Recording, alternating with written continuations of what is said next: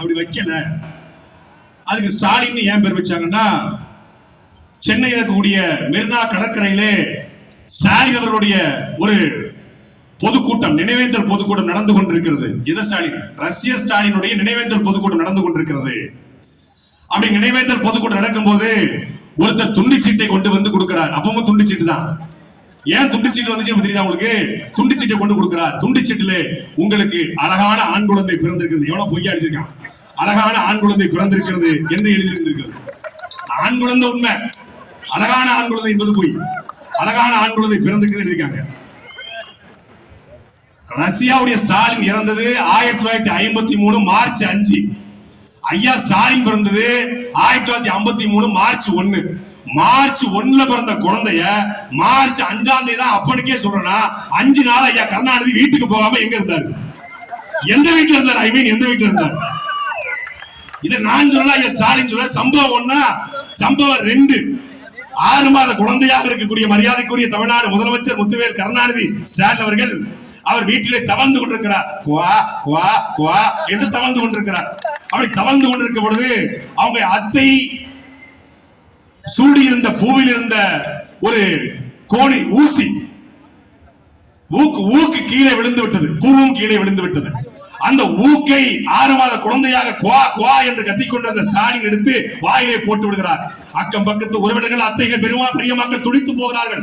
ஆனாலும் அவரு அப்படியே உறுதியா இருக்கார். 6 மாசம் குழந்தை உறுதியா இருக்கு. மருத்துவத்தை போறாங்க. இது மெடிக்கல் மிராக்கல். ஒரு ஊக்கை முழுங்கி இப்படி ஒரு 6 மாத குழந்தை குலைத்ததே கிடையாது. Medical miracle. இவன் ஒரு எக்கு இதயம் கொண்டவன் என்று சொல்கிறார். எக்கு இதயம் கொண்டதனால் அந்த எக்கு போல இருந்த ஸ்டாலின் பெயரை எனக்கு வைத்தார்கள் என்று 6 மாத குழந்தையா இருந்து ஊக்க முழுங்கினதுக்கு தான் ஸ்டாலின் பேர் வச்சாங்கன்னு ஐயா ஸ்டாலின் சொல்றாரு. 6 மாசம் பேர் வைக்காம உங்க அப்பா கருணாநிதி எங்க போயிருந்தாரு? என்னங்க புள்ள பிறந்ததுக்கும் வரல, பேர் வைக்கிறதுக்கும் வரல. எனக்கு தெரியல. தெரிஞ்சவங்க அம்பத்தூர்ல மானமுள்ள திமுக காரங்க எல்லாம் மறுநாள் கூட்டம் போட்டு பேசு. இப்ப சம்பவத்துக்கு வர பிறந்த நாளை கொண்டாடுவதா பேர் வச்ச நாளை கொண்டாடுவதா என்பது உலகத்துல தமிழனுக்கு மட்டும்தான் விவாதம் நடக்கும். அங்கே மலையாளிகள் கேரள பிறவி என்று 2 யானைகளை பாய்கிற கேரள கொடியை தூக்கி கொண்டு அங்கே கேரள பிறவியை கொண்டாடுகிறாங்க. இதே நாள் மானமுள்ள தெலுங்கர்கள் ஒரு கும்பம் போல கொடியை வைத்துக் கொண்டு ஆந்திர தினம் என்று இந்த நாளை கொண்டாடுறாங்க. மஞ்சள் சிகப்பு கொடியை தூக்கி கொண்டு கன்னட ராஜ்யோத்சவா என்று கன்னட மக்கள் கொண்டாடுறாங்க. ஆனால் தமிழ்நாட்டுல 8 கோடி தமிழர்கள் வாழ்கிற நாட்டுல மொழி வழியாக மாநிலம் பிரிவதற்கு காரணமாக இருந்து அந்த போராட்டத்தை முன்னெடுத்த தமிழ்நாட்டுல தமிழ்நாடு நாளை ஒரு அரசு கொண்டாட முடியல. 2019க்கு பிறகு அண்ணன் சீமானவர்கள் தொடர்ச்சியாக முன்னெடுத்த பிறகு அதிமுகவுடைய பொதுச்செயலாளர் மரியாதைக்குரிய ஐயா அன்றைய முதலமைச்சர் எடப்பாடி பழனிசாமி அவர்களுக்கு அழுத்தம் கொடுத்து கோரிக்கை வைத்த பிறகு அவர் அறிவிச்சார். அவர் அறிவித்த பிறகு கூட அதிமுக கொண்டாடல. அதிமுக அறிவிச்சிருச்சு. திருப்பி 2020 திமுக வந்த பிறகு மீண்டும் திமுக ஜூலை 18 தமிழ்நாடு என்று தீர்மானம் நிறைவேற்றிய நாளை, அண்ணாதுரை தீர்மானம் நிறைவேற்றிய நாளை கொண்டாடுறாங்க. ஏன் அப்படின்னு பார்க்கும்போது நவம்பர் 1 ஐயா ஸ்டாலினுக்கோ திமுகவுடைய அரும்பெரும் தலைவர்களுக்கோ தெரியாதா? தெரியும்.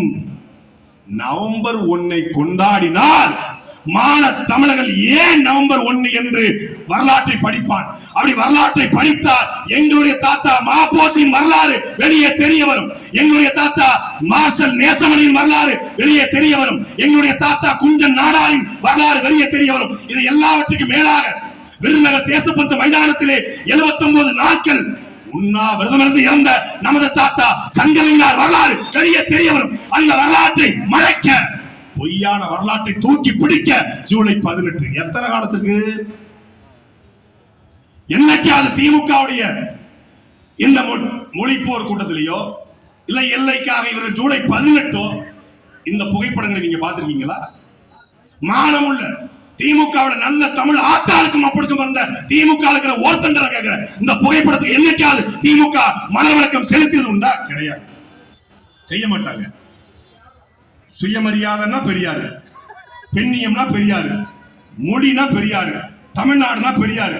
தமிழ்நாடுனாலே பெரியார் தான் எங்களுக்கு யாவத்துக்கு வருதுன்னாங்க. சரி, நானும் எல்லாத்துக்கும் பெரியார் தான். அப்ப எல்லை காத்த போராட்டத்திலும் பெரியார் பங்களிப்பு இருக்கும்ல அப்படின்னு படிச்சு பார்த்தா அவர் விதைத்த முத்துக்கள் 1955 எல்லை போராட்டம் வீரியமா இருக்கு. அப்ப சொல்றாரு, கேரளாவில இருந்து பணிக்கர் வந்தார், என்னை பார்த்தார், தேவிகளமும் பீர்மேடும் உழைப்பதற்காகத்தான் தமிழர்கள் வந்தார்கள், பூர்வீகமாக அது மலையாளினோடு சொன்னாரு. பணிக்கர் சொன்னார், நானும் கேட்டுக்கிட்டேன். இந்த வடிவேல் படத்துல அவர் என்னைய பதார்த்தமா கேட்டாரு, நான் யதார்த்தமா விட்டு கொடுத்தேன்னு சொல்லுவார்ல, கண்டமனூர் ஜமீனை கண்டம் பண்ணிட்டாரு. அதே மாதிரி கண்டமனூர் ஜமீன் தான் இந்த ஈரோடு ஜமீன். பணிக்கர் பதார்த்தமா கேட்க இவர் யதார்த்தமா விட்டு கொடுத்தாராம். பதார்த்தமா கேட்டு யதார்த்தமா விட்டு கொடுக்க இது என்ன திராவிடமா? தமிழ்நாடு தேவிகளும் பீர்மேடு.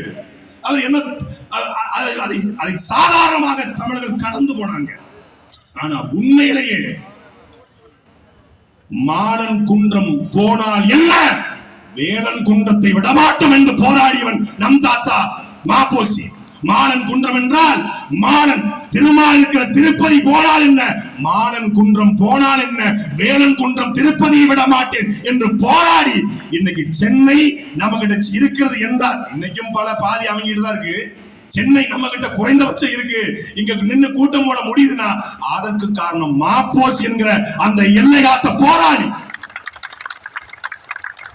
பொட்டி சில்லாமல் தான் இந்த போராட்டத்தை ஆரம்பிச்சாருன்னு சொல்லுவான். பொட்டி சில்லாமல் ஆரம்பித்தது 1952. ஆனாலும் தாத்தா மாப்போசியும் நேசமணியும் ஆரம்பித்தது 1947. சுதந்திரம் அடைந்தவரே எங்களுடைய நிலம் எங்களுக்கு சொந்தம் என்று ஆரம்பிச்சாங்க போராட்டத்தை. நேசமணி போராடுறாரு, குஞ்சன் நாரார் போராடுறாரு, மாப்போசி போராடுறாரு. அந்த காலகட்டத்தில் கேரளாவில் இருந்த பட்டம் தானு பிள்ளை அவர் என்ன பண்றாரு, பட்டம் தானு பிள்ளை கேரளா ஐக்கிய கேரளம் என்கிறத முன்வைக்கிறார். ஐக்கிய கேரளத்தை முன்வைக்கிற பொழுது அங்க இருக்கிற கம்யூனிஸ்ட் கட்சியுடைய தலைவர் ஏ.கே. கோபாலன், தேவிகளமும் பீர்மேடும் எங்கள் நிலம், இது தமிழருக்கு கிடையாது என்று அறிவிக்கிறார்.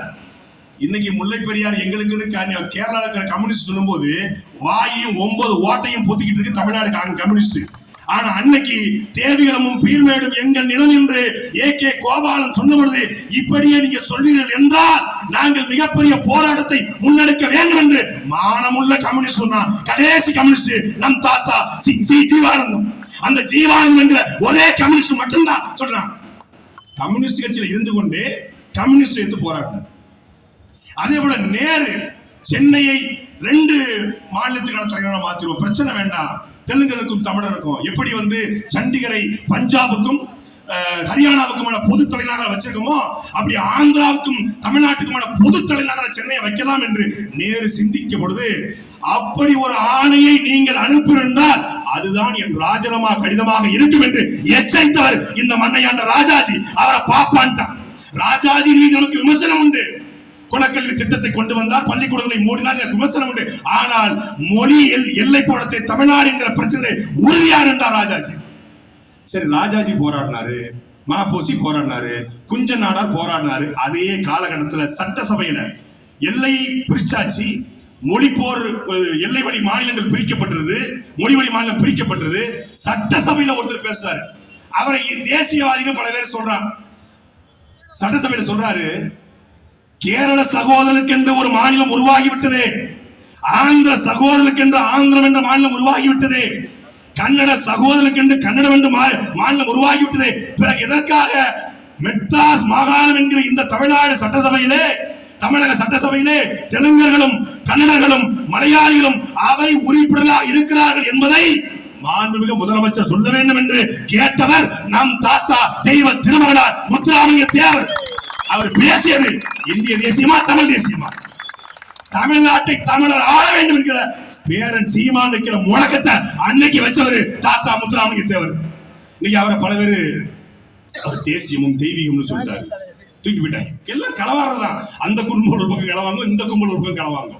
இப்படி நம்முடைய வரலாறு தெரிந்துவிடக் கூடாது என்பதற்குத்தான் ஜூலை 18 அவன் நடத்துறான். இது நெருப்பை குப்பையை போட்டு மூடுற மாதிரி அந்த கலர். அது 2009க்கு முன்னாடி நீ குளிர் காஞ்சிக்கலாம், 2009க்கு பின்னாடி தமிழ்நாட்டில் எந்த நாள் கொண்டாடப்படணும் என்பதை தீர்மானிப்பது பிரபாகருடைய பிள்ளை செந்தவன் சீமானுடைய அவருடைய தம்பிகள் தான். நீ என்ன செய்யணும்? நீ வடக்க போகணுமா தெற்க போகணுமா? நீ மேற்க போகணுமா கிழக்க போகணுமா, நீ பேண்ட் ஷர்ட் போடணுமா, நீ என்ன பண்ணணும், நீ அந்த பக்கம் நிக்கணுமா இந்த பக்கம் நிக்கணுமா, நடுவில் வந்து லாரி வந்து அடிபடி சாகணுமா, எல்லாத்தையும் தீர்மானிக்கிறது அண்ணன் தான். இதே நவம்பர் 1 தான். ஒண்ணு அந்த பக்கம் நில்லு இல்ல இந்த பக்கம் நில்லு, நடுவுல லாரி வந்து அடிபட்டு சாவ அப்படின்னு சொன்னது இதே நாள்ல தான். அன்னைக்கு சொன்னது இன்னைக்கு வரைக்கும் மாறல. லாரி வந்து அடிபட்டு செத்தாங்க இல்லையா கரூர்ல, அவர் சொன்னாரு நடந்துச்சு. தீர்க்கதரிசி தேவருக்கு பிறகு தீர்க்கதரிசி கண்ணன் செத்துவாடா செத்துட்டாங்க. இப்ப கொதிக்கிறாங்க. ஐயோ இல்ல இல்ல அதுக்கு அது காரணம் இது காரணம். அண்ணன் சீமான் அவர்கள் மட்டும்தான் சொன்னாரு ஒவ்வொருத்தரும் பொறுப்பேற்கணும். இது தனி மனிதன் தவறல்ல, ஊடகங்களுடைய தவறு, ஒவ்வொருத்தருடைய தவறு என்று செப்டம்பர் மாதம் 27 கரூர்ல அந்த கரூர் மருத்துவமனை வாசல்ல பேசுறாரு. ஊடகங்கள் நீங்கள் பொறுப்பேற்கணும் இந்த தவறுக்கு என்று அண்ணன் சீமான் பேசியதை அல்டிமேட் ஸ்டார் அஜித்குமார் நேற்று பேசி இருக்கிறார். ஏன்னா உண்மையை எல்லாரும் ஒரே மாதிரி பேசுவாங்க. அவர் பேசுறாரு இது தனி மனிதன் தவறு இல்ல, ஒட்டுமொத்த சமூகத்தின் தவறு. அதை மட்டும் சொல்லல, கூட்டம் கூட்டி நான் யார் என்று காட்டுவேன் என்கிற மனநிலை ஆபத்தானது என்று பதிவு செய்கிறார். அந்த அந்த அந்த தன்மானமிக்க அந்த மனிதனுக்கு இருக்கிற அடிப்படை சமூக புரிதல் ஒவ்வொரு நடிகனுக்கும் வந்துவிட்டால் இந்த நாட்டிலே மாற்றம் நிகழும். சீமான பேச்ச நிறைய கேட்பார் போல இருக்கு, கேட்காம எப்படி இருக்க முடியும்? அப்போ அப்படி இந்த நிலத்தில் எதை செய்ய வேண்டும் எதை செய்யக்கூடாது என்று முடிவெடுக்கிற இடத்துல நாம் மகிழ்ச்சி வந்திருக்கிறது. இல்லைன்னா அம்பத்தூர்ல சனிக்கிழமை சாயந்தரம் வீக்கெண்ட்ல இண்டஸ்ட்ரீஸ் ஏரியாவில் கோட்டரும் கோழி பிரியாணி கொடுக்காம துட்டு கொடுக்காம இவ்வளவு பெரிய கூட்டத்தை எவனாலும் கூட்ட முடியுமா? ஒருத்த வர மாட்டான். ஏன் பேசுறது சீமான் கருத்தா பேசுவாரு, வரலாற்றை பேசுவாரு, இனத்தை பேசுவாரு, மொழியை பேசுவாரு, அணில் 65 ஃப்ரை எல்லாம் போடுவாரு அப்படின்னு வந்து உட்காருங்க. சனிக்கிழமை சாயந்தரம் அணில் 65 கொஞ்சம் சட்டை கொஞ்சம் உடம்புக்கு எதமா இருக்கு, பணிகால வர பிறந்துச்சு இல்லையா, நானே அணில் 65 பார்க்க தான் வந்திருக்கேன். அப்போ வரலாற்றை மாற்றுகிற ஒரு இடத்தில் நாம் மகிழ்ச்சி வந்து நிற்கிறது. அன்பிற்குரிய மக்களே, இவர்கள் சொல்லிக்கொண்டே இருப்பான் இவன் ஜூலை 18 செய்யட்டும், ஆனா ஒரு நாள் இந்த அதிகாரத்திலே நாம் மகிழ்ச்சியுடைய தலைமை ஒருங்கிணைப்பாளர் செந்தமன் சீமான் வருகிற பொழுது நவம்பர் 1 ஐயா ஸ்டாலின் இதே கொடியை ஏற்றி கொண்டாடுகிற நிலைக்கு நாம் தள்ளுவோம். நான் அவர்களை கொண்டாட விட மாட்டோம், அவர்களையும் கொண்டாடுவோம். உதயநிதி ஸ்டாலின் கொண்டாடுவாரு, சுகர பண்ணியும் கொண்டாடுவாரு, எல்லாரையும் கொண்டாடுற இடத்துக்கு நாம தள்ளி கொண்டிருக்கிறோம். 2026க்கு பிறகு தமிழ்நாட்டு அரசியல் தலையிலாக மாறின பொழுது நவம்பர் 1 மட்டுமே தமிழ்நாடு நாளாக கொண்டாடப்படும். அது உலக தமிழர்கள் கொண்டாடுற நாளாக மாறும். நன்றி, வணக்கம். நாம் தமிழ். தொடர்ந்து மாநில ஒருங்கிணைப்பாளர்